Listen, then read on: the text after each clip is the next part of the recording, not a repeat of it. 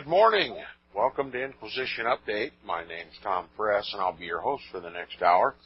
You're listening to FirstAmendmentRadio.com. Thanks for tuning in, everybody, and I hope you had a nice, enjoyable, and restful weekend. I wish now to continue our reading and discussion of Footprints of the Jesuits by R.W. Thompson, probably one of the most prophetic writers that I've ever read. Approaches his book from a secular position, but nonetheless telling the truth about the Vatican and about the Jesuit order, a history about the Jesuit order that has been almost completely forgotten in this country. And we hope, in order to turn things around in this country to help educate the American people as to what purpose the Jesuits serve in the world. Their purpose is to destroy Protestantism and all of the popular governments that arose out of the Protestant Reformation, the defeat of monarchism, the defeat of popery, the defeat of Antichrist, and then to restore this world back to the monarchical, the papal system. They call it the New World Order, but in fact there's nothing new about it at all. It's simply the reestablishment of the old world order, where the Pope ruled supreme over the kings of the earth. Now, we're going to begin by backing up a paragraph, as we customarily do here for continuity purposes. The first full paragraph on page 73 of the book, if you're following along, it's in the middle of the page. It says the people of Europe were beginning to feel the influence of the Protestant Reformation at the period referred to here so extensively, especially in Germany, as to comprehend the fact that the evils which had inflicted them, as well as the decaying condition of the Roman Catholic Church, were attributable to the long-continued union of church and state. So all of the evils that sprang out of Europe at that time their cause were ultimately found in the union of church and state. That caused all of the problems. That caused the corruption of the church. That caused the corruption of the governments of the states and the moral decline of Europe. And about that time came the Protestant Reformation. True light had finally come to Europe. The union of church and state was now seen as the cause of all the problems. The union of the Roman Catholic Church with the governments of Europe was seen as the culprit for all the evils that befell Europe. And the Protestant reformers rebelled against the Roman Catholic Church and overthrew the governments and imposed the people's will upon the governments. They elected their own representatives in government, and they fashioned their own republics, their own constitutions. Now it says, and their increased intelligence, in other words, over time they became wiser and wiser as they continued to read the scriptures and comprehend history, and it says, and their increasing intelligence caused them at least to suspect, if not absolutely foresee, that a secret and mysterious society like that of the Jesuits would tend to increase rather than diminish these evils. They saw, even at the very beginning of the Jesuit order, that the Jesuit order, being a monastic society where there is only one head of the Jesuit order, the Jesuit general, in the case of the original Jesuit Black Pope, Ignatius Loyola, was seen as infallible and as the voice of God within the organization. In other words, he represented monarchism. And since monarchism was being more and more recognized in the Protestant world as the cause of all the evils of Europe, initially there was suspicion of Ignatius Loyola and his secretive Jesuits as representative of that monarchical power which plagued all of Europe. And it says that the Jesuits encountered this suspicion from the very beginning is as plainly proven in history as any other fact. Patient investigation will show how they were resisted in France, England, Germany, Spain, and Portugal as plainly as the rivulet may be traced from the mountain sources to the sea. Early opposition to the Jesuit orders. What do you suppose they knew that we don't know here in the United States of America? It says, and he does not take the pain, and he who does not take pains to make himself familiar with the current of events to which this resistance gave rise will fall far short of accurate knowledge of the philosophy of history. Look, you can't understand history unless you understand the role that the Jesuit order have placed upon it. History cannot be understood absent any knowledge or understanding of the history of the Jesuit order. History has been shaped by the Jesuit order. He says, nor, when he has acquired this information, will it surprise him in the least to know that after Ignatius Loyola had succeeded in providing for himself and his successors the means of possibly becoming superior to the Pope and to the Church, he encountered also the formidable opposition of the existing religious orders, as well as almost the entire body of Christian people, when he undertook to introduce his new and strangely constituted society into the various states of Europe. Even then, before the Jesuits had practically exhibited their capacity for intrigue, the public mind became convinced that the organization contained elements of mischief, if not of positive danger, which it was the duty of society to suppress rather than to allow to develop. Okay, the common sentiment was that the Jesuit order must be suppressed. They instantly recognized that it was opposed to the Protestant order of things, popular government, faith of, by, and for, or governments of, by, and for the people, and faith in Christ and Christ alone.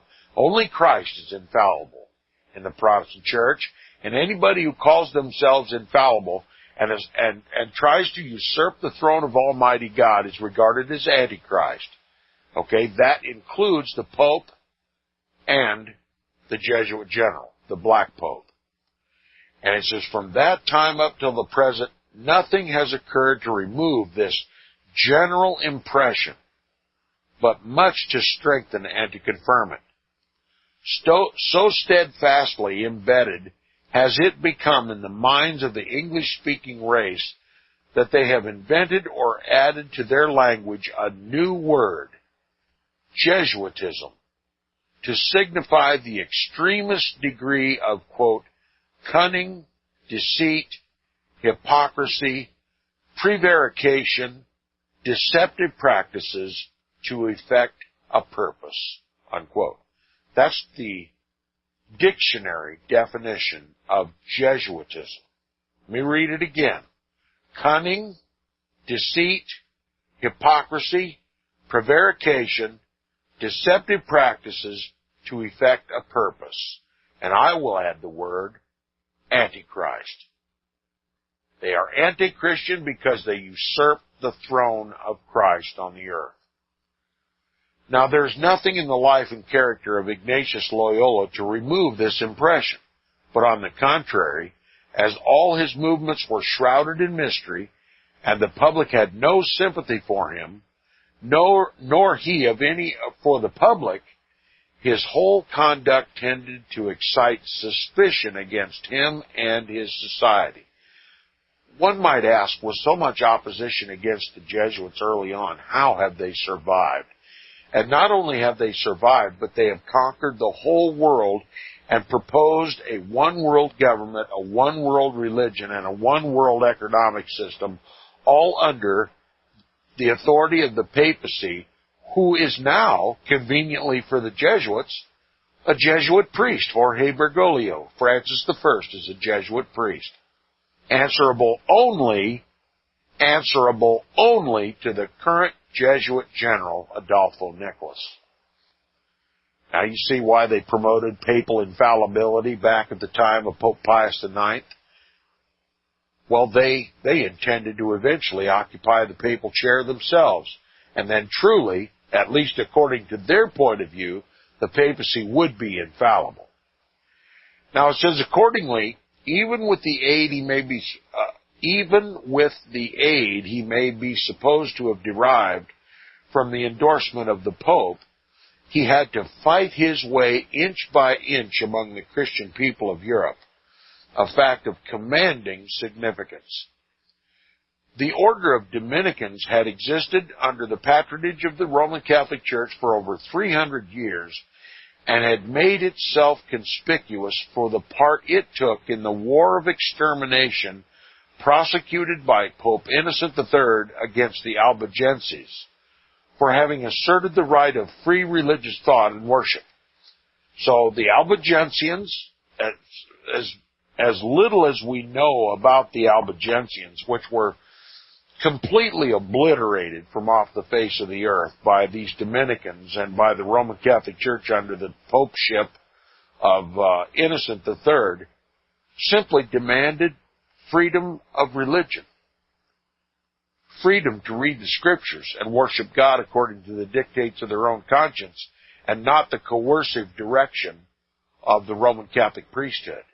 They rebelled against the Roman Catholic priesthood. They didn't believe the priesthood had any right to impose religious rules and regulations and to regulate their worship. This much we know, and it says the Dominicans were not restrained, therefore, by sympathy with any of the heresies which Ignatius Loyola expressed the desire to suppress. So you might imagine that early on, the Dominicans, who were all about suppressing heresy, would have found convenient bedfellows in the Jesuit order, which was also about exterminating heresy, exterminating Protestantism. And it says, so far from this, they sought after the most active and certain methods of putting an end to all heresy. So that's what the Jesuits and the Dominicans both had in common. Both sought to put heresy to a complete end. And it says, hence, it may be accepted as certain that they would willingly have accepted the Jesuits as coadjutors in the work of checking the progress of the Protestant Reformation if they had not seen in Ignatius Loyola something to excite their indignation rather than their friendship. The conduct of the Jesuits at Salamanca in Spain had this effect in a high degree. Melchior Cano, one of the most distinguished and orthodox of the Dominican monks, having seen and conversed with Ignatius Loyola in person at Rome, under circumstances which enabled him to form an estimate of his character, did not hesitate to denounce the Jesuits as impostors. Okay, this Melchior Cano had direct contact with Ignatius Loyola in Rome and came to the immediate conclusion, based on that communication with Ignatius Loyola, that the Jesuits were impostors. Now it says what he said of Ignatius Loyola personally deserves special notice, and was in these emphatic words. Listen to what this Dominican monk says of Ignatius Loyola. Quote, when I was in Rome, I took it into my head to see this Ignatius. He began at once, without preliminary, to talk of his virtue and the persecution he had experienced in Spain without deserving it in the least, and a vast deal of mighty things he poured forth concerning the revelations which he had from on high, though there was no need for the disclosure. In other words, immediately upon meeting Cano, Ignatius Loyola started to sell his holiness, started to promote himself without prompting. Cano just wanted to have a word with him, but Ignatius Loyola started pounding his own drum. And it says, this induced me to look upon him as a vain man, and not to have the least faith in his revelations, unquote. So this is why they considered Ignatius Loyola to be a phony. And it says, referring also to the Jesuits as a society molded and governed by Ignatius Loyola, he said, quote, he apprehended the coming of Antichrist and believed the Jesuits to be his forerunners, unquote, and charged them with quote unquote licentiousness and the practice of abominable mysteries. The practice of quote unquote abominable mysteries. And that's what Jesuitism is all about. Licentiousness. Permitting that which is unlawful under license. Selling the permission to commit sin. That's what the Jesuit order is all about. There's no sin that a Jesuit cannot commit if it is for the benefit of the Jesuit order. Sin is only sin if the Jesuit general calls it sin. This is licentiousness by its very textbook definition. And he says they also practice quote-unquote abominable mysteries. Abominable mysteries. What do you suppose those abominable mysteries could be? Well, I'm not going to assert anything, but we know what Malachi Martin said about some of the abominations that are taking place in the St. Peter's Basilica. Black masses and child sacrifices, as informed by Greg Szymanski, who was in Rome, a reporter in Rome, and these things were reported to him by people who lived in Rome and were familiar with the goings-on at St. Peter's Basilica. Now, where do you suppose these abominable mysteries come from? I don't know, and I'm not an expert on it, but I do know this. History records that before Ignatius Loyola created the Jesuit order, he was a member of the Spanish Alumbrados, the Spanish Illuminati in Spain, and that 3 times he was hauled into the Inquisition for conduct which is specifically omitted in the history, which indicates what is so prevalent among the Roman Catholic priesthood today, pedophilia. Okay? And now, abominable mysteries is a term that inherently has within itself the indication that it had to do with religious ritual.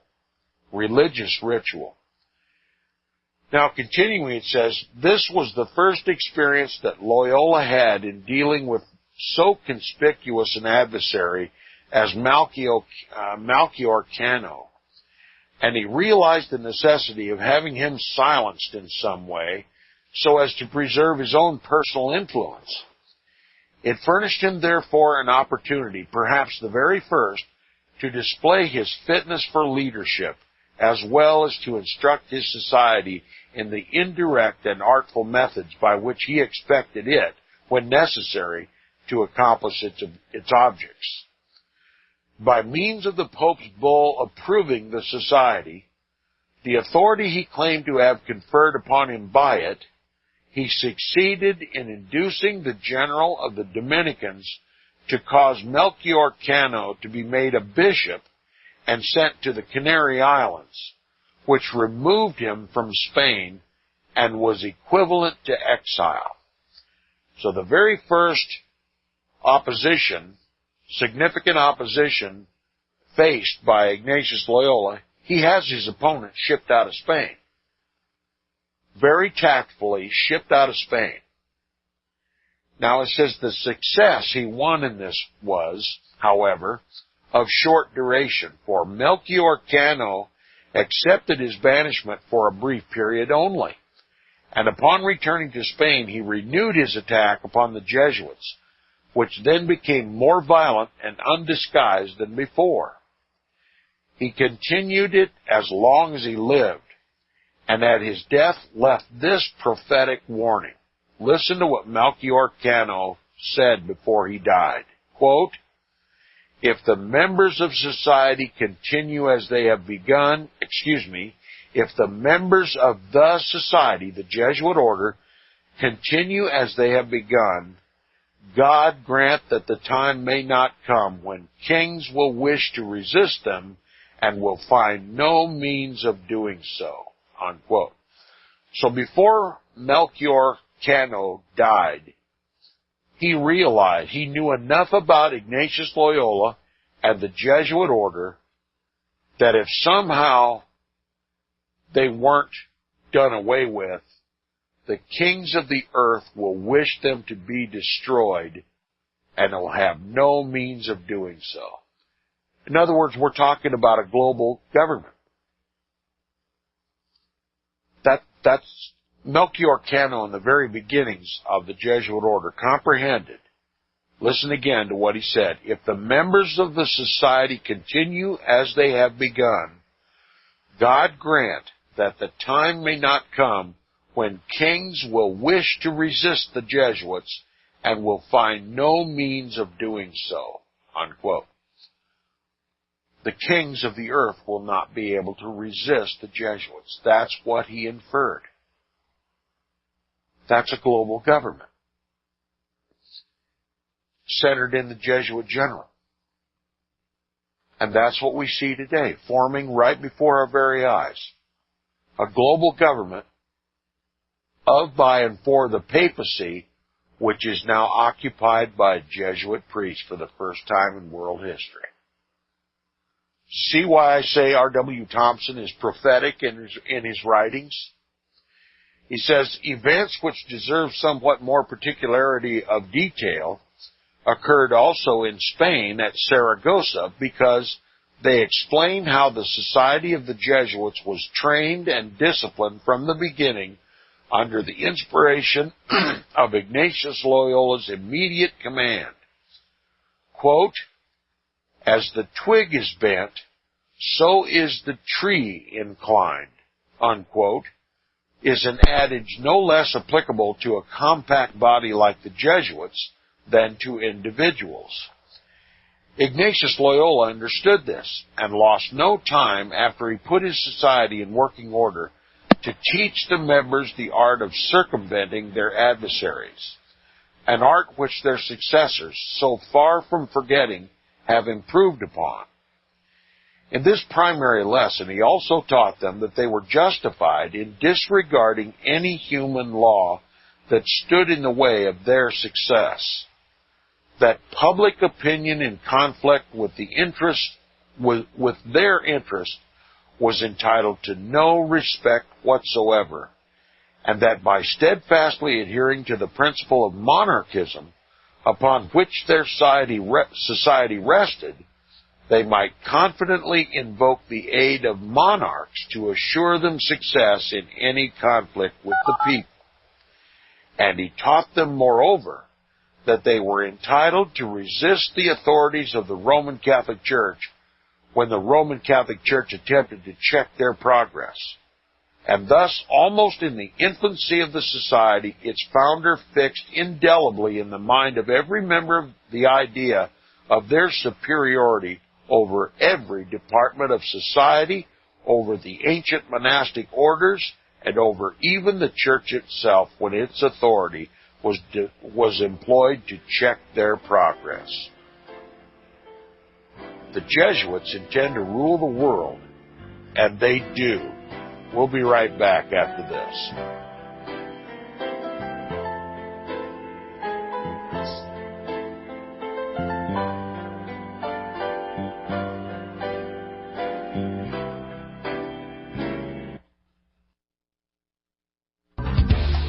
Hear it first on FirstAmendmentRadio.com and FirstAmendmentRadio.net. In In this day of economic uncertainty and soaring unemployment, safe investments are often hard to find, but investing in the precious metals is the safest investment of all because gold and silver is real money. Government-printed currency is not. Call Melody Cedarstrom at Discount Gold and Silver Trading Company at 1-800-375-4188. Melody has been helping people secure their financial future for over 10 years. While others in the business claim honesty, Melody will deliver. Give her a call, 1-800-375-4188. That's 800-375-4188. Visit crosstheborder.org, crosstheborder.org, to get your print, EPUB, or PDF version of the book, The Rapture Will Be Canceled. That's crosstheborder.org. I know you all want answers, and believe me, so do I, and I'll do my best to get them. Despite Nicolas Cage's promise to do his best to get Left Behind rapture answers for us, don't hold your breath. Not everyone believes Left Behind is true prophecy. Some may even regard as conspiratorial the mainstream re-release of the Left Behind movie with actor Nicolas Cage portraying the main character as an attempt to further reinforce in the minds of all this perception of false prophecy in order to condition the masses for the play about to begin. If you want true Bible prophecy answers, get the book, The Rapture Will Be Canceled. The author exposes the Latin rapture origin, the 7-year tribulation deception, true Bible revelation of Daniel's 70 weeks, the abomination of desolation, the restrainer, America in the Revelation, the image of the beast and the mark of the beast, and the truth about God's chosen people, and so much more about Bible prophecy. This book will shatter the Left Behind paradigm of future events. Get the book, The Rapture Will Be Canceled. Visit crosstheborder.org, crosstheborder.org, to get your print, EPUB, or PDF version of the book, The Rapture Will Be Canceled. That's crosstheborder.org.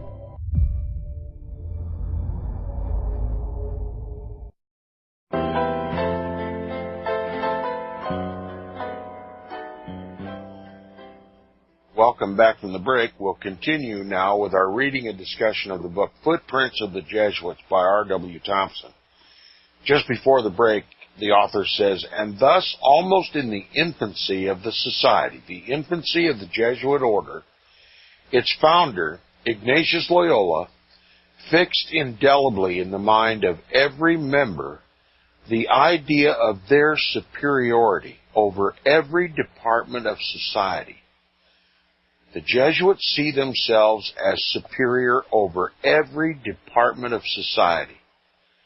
That's kings, princes, potentates, peoples, nations, and even the papacy itself, over all the ancient monastic orders of the Roman Catholic Church, the Franciscans, the Dominicans, on and on and on, and over even the Roman Catholic Church itself when its authority was employed to check their progress. In other words, even the church was opposed by the Jesuit order when the church used its authority against the Jesuits. Now, all this will appear in the conflict about to be detailed. R.W. Thompson's going to give us an example of how little regard the Jesuits have for any institution on the earth. It says, the city of Saragossa was the capital of Aragon, where the law prohibited by strict and explicit provisions, quote, the erection of a chapel or monastery within a certain distance of an established parish church or religious community, unquote. So the law of Saragossa was that they prohibited the building of churches too close to one another. All right? This was agreed upon by the government and the people and the Roman Catholic Church. This was just a law that everybody abided by. It was to prevent a conflict.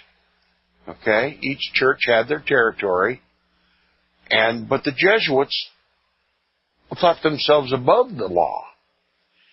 It says the Jesuits found a place they desired to occupy, but were forbidden to do so by this law, which all others had obeyed, and which the public desired to maintain for satisfactory reasons.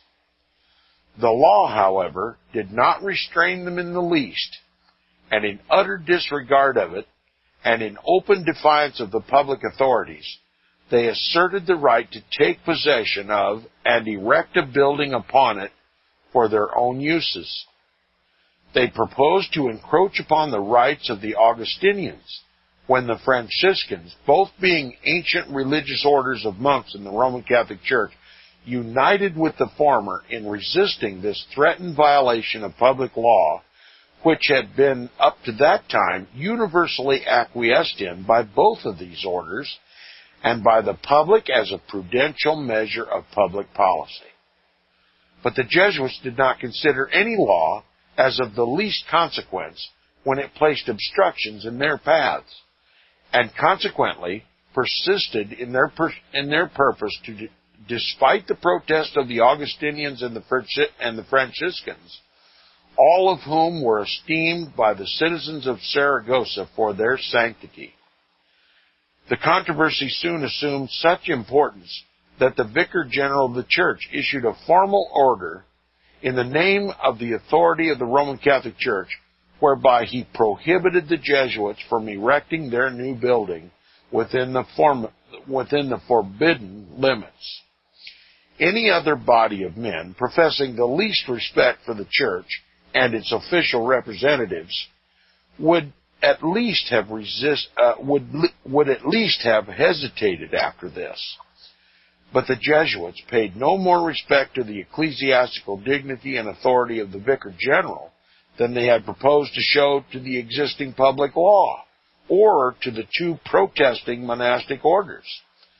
The consequence was that the Vicar General was constrained, in vindication of his authority as the representative of the Church, to denounce the Jesuits as heretics for their flagrant disobedience, and to threaten them with excommunication if they did not desist. He declared them accursed, and hurled the thunders of anathema against them. But the Jesuits, realizing how much strength lay in Ignatius Loyola's single arm, remained undeterred. These thunders, which had caused even monarchs to quake, were powerless against his commands, which were communicated to his followers by the superior who watched over the interest of the society at Saragossa. The latter ordered the ceremony of consecrating the forbidden ground to proceed, in the face of both the law and the commands of the Vicar General, and the infatuated and disloyal Jesuits obeyed him. This was a new experience to the citizens of the capital of Aragon, who had witnessed nothing like it ever before, and they became incensed and thoroughly aroused. They took the side of the Augustinians and the Franciscans, and the priests and the religious who defended them, and proceeded to display their indignation in such public and emphatic manner that it could not be mistaken.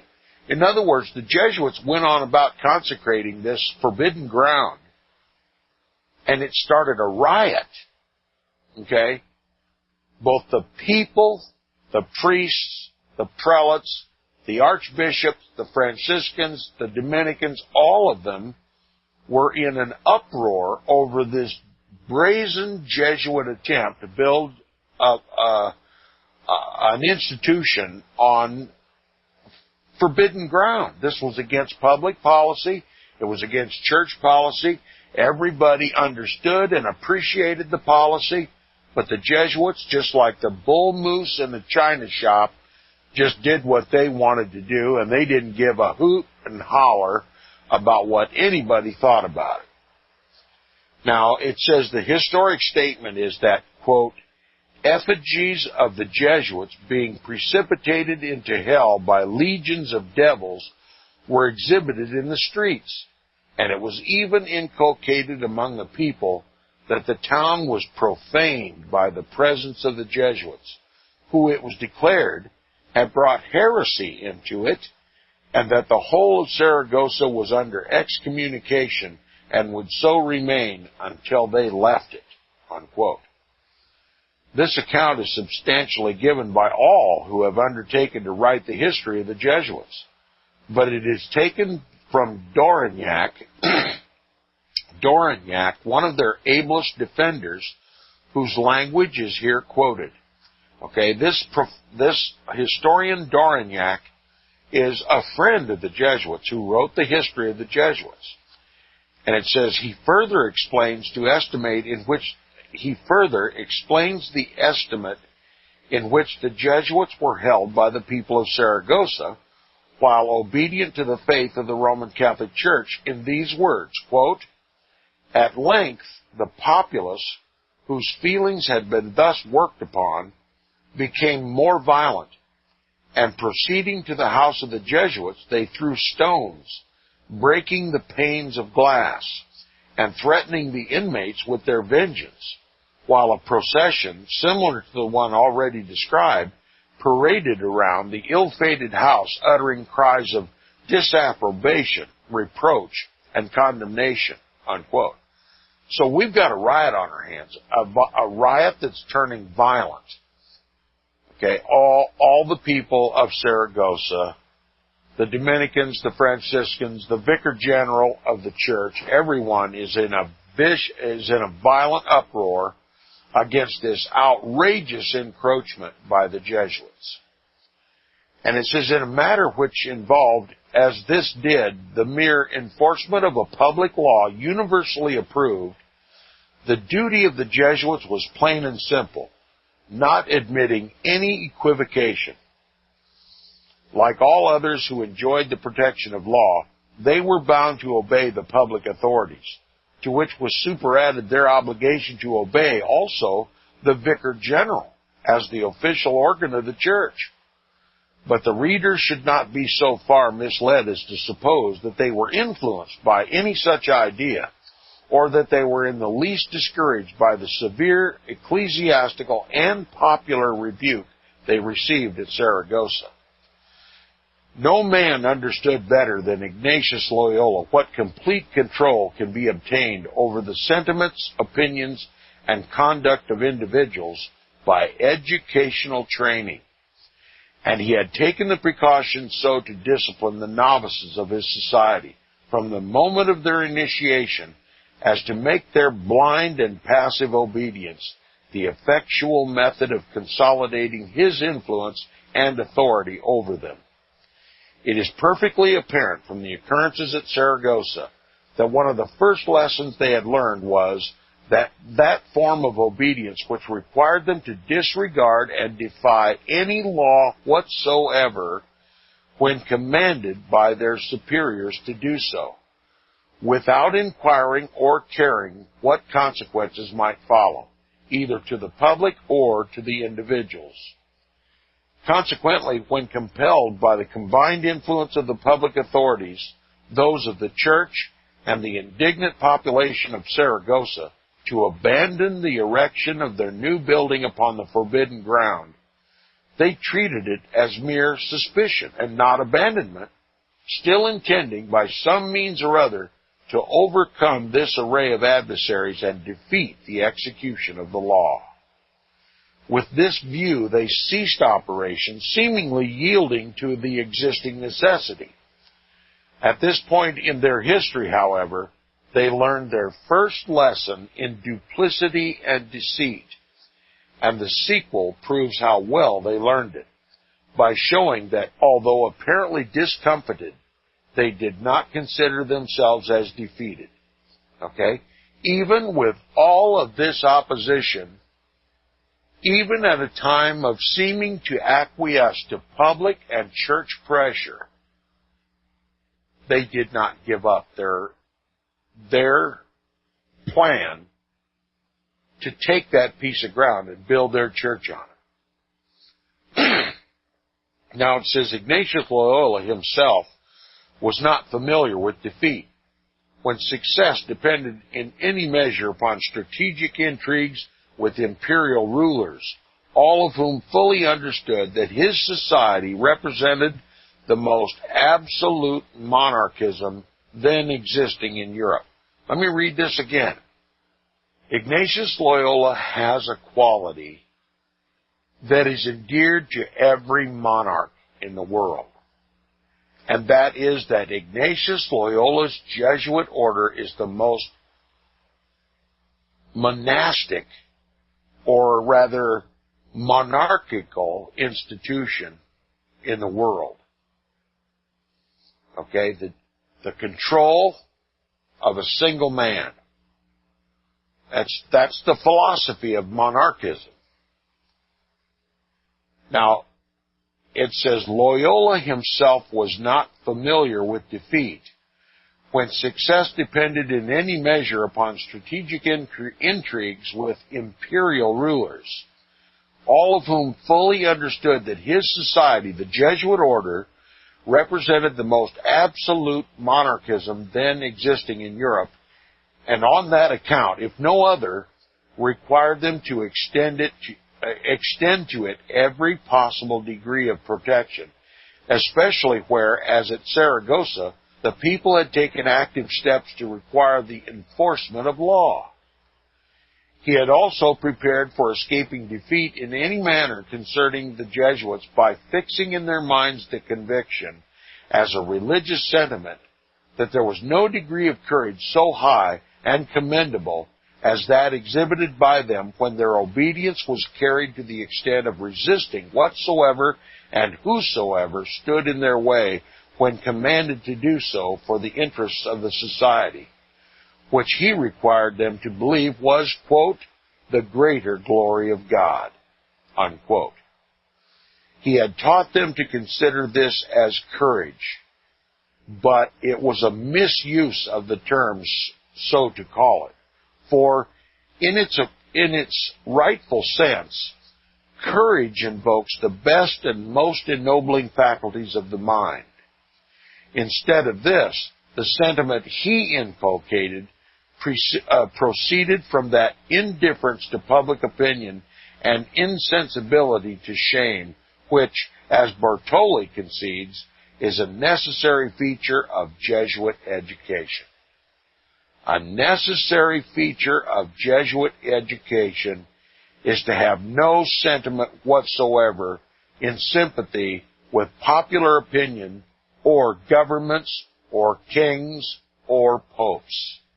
The Jesuit general is supreme in all the world and speaks with the voice of God, and no Jesuit can be a Jesuit unless he arrogates to the Jesuit general those qualities and obeys him without question. Now it says it's rather to be compared to the animal instinct of a tiger, which after his coveted victim has once escaped, prompts him to approach it thereafter by stealthy steps, crouching in concealment until the time shall come when the final plunge may be successfully made.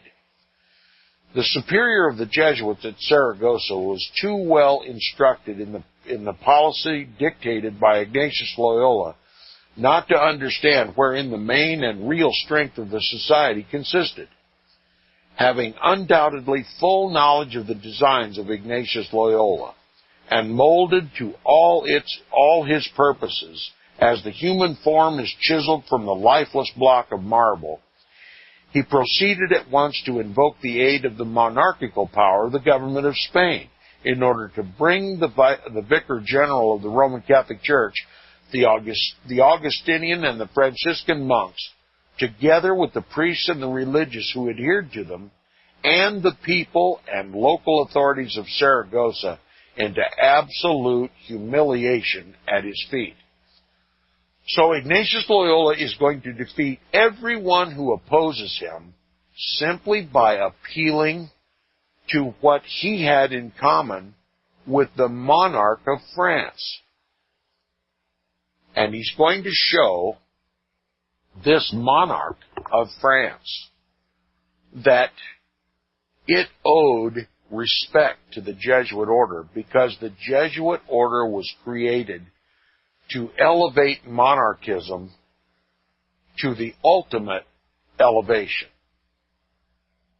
global government. Ignatius Loyola was recognized as having run the most monarchical institution on the planet, and it was expert at defending monarchical governments, which is exactly the form of government in which France was under. Now it says, for the first time, therefore, there was then open to the Jesuits a new and broad field, wherein they were incited to display their wonderful capacity for intrigue. They were to be practically taught with what facility they would obtain the intervention of monarchical power to trample upon the rights in the ancient religious and monastic orders, violate the public laws, defy the ecclesiastical representatives of the church, and make the people realize how powerless they were to influence the policy of the Jesuit society, to modify its principles, or to impede its progress to the ultimate domination it had started out to obtain. The Jesuits are going to show the world, we are going to do what we were created to do, and we're not going to allow any authority on the earth to stop us. And Ignatius Loyola is going to show us just how craftily he put his intrigues to work to defeat all of his foes in Saragossa.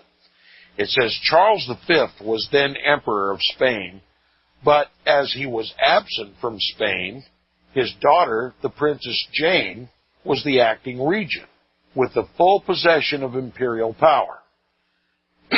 Now, just a little aside here.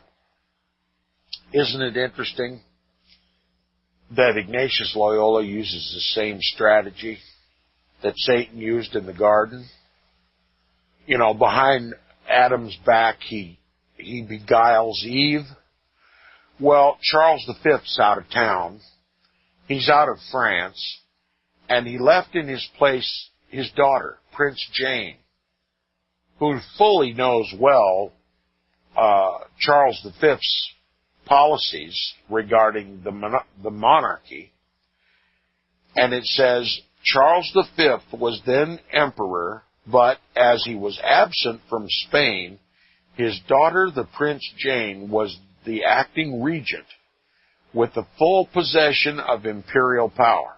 Okay, she had full possession of the power that Charles V had. And it says the superior of the Jesuits at Saragossa appealed to her by arguments which, although not preserved, may be fairly presumed to have centered in the necessity of establishing and preserving the society of the Jesuits as the best and most certain method of perpetuating the monarchical principle, so absolutely essential to kings that if it were destroyed, they could not exist. Or, if they did exist, it would be with greatly diminished powers and subject in some degree to the control of popular opinion. The regent was fully informed of the determination of her imperial father, Charles V, to maintain this monarchical principle at every hazard, and was aware of the fact that he was not at all choice about the methods of doing so. In other words, Charles V defended his monarchical power by any and every means, even through the use of hypocrisy, as we're about to see. And it said she understood this Princess Jane understood how well fitted he was by his vacillating course for any emergency he might encounter, and that she was not mistaken in his character. History attests by this fact that, although a native of the Netherlands, he persecuted his own countrymen for daring to assert freedom of conscience for themselves, and at one time plotted with the King of France against the Pope, and at another with the Pope against the King of France, and at still another succeeded in enticing the Protestants of Germany into an offensive alliance against both. So this crafty Charles V knows how to defend his authority by any and every means. This too he has in common with the Jesuit order, and Princess Jane is fully aware of it. So they are similarly cut from the same stone. Monarchism is the key to their power.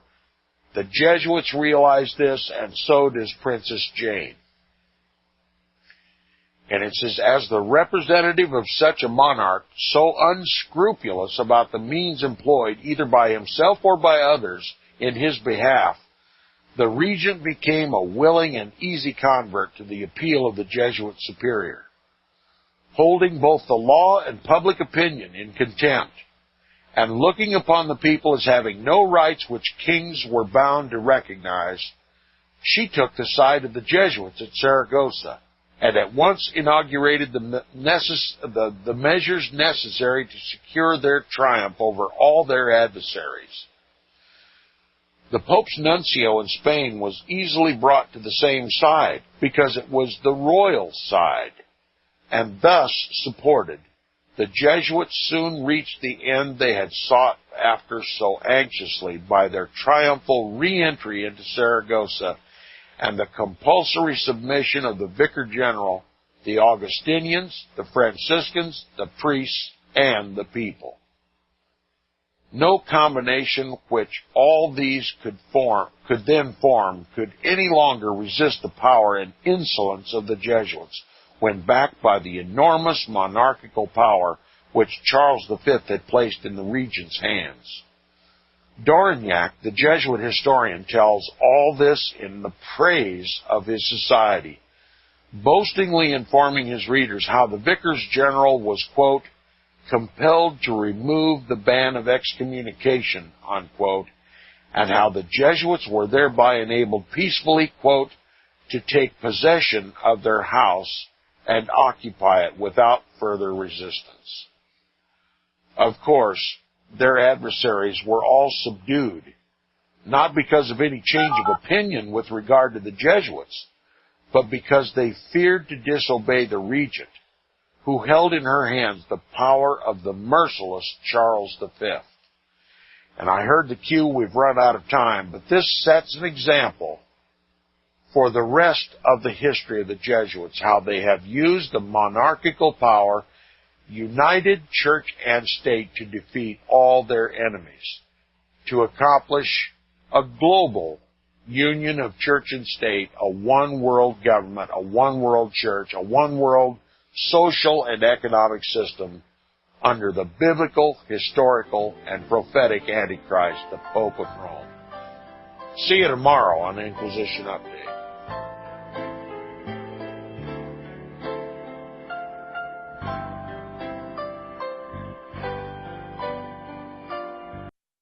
Visit crosstheborder.org, CROSS, crosstheborder.org, to get your print, EPUB, or PDF version of the book, The Rapture Will Be Canceled. That's crosstheborder.org. I know you all want answers, and believe me, so do I, and I'll do my best to get them. Despite Nicolas Cage's promise to do his best to get left behind rapture answers for us, don't hold your breath.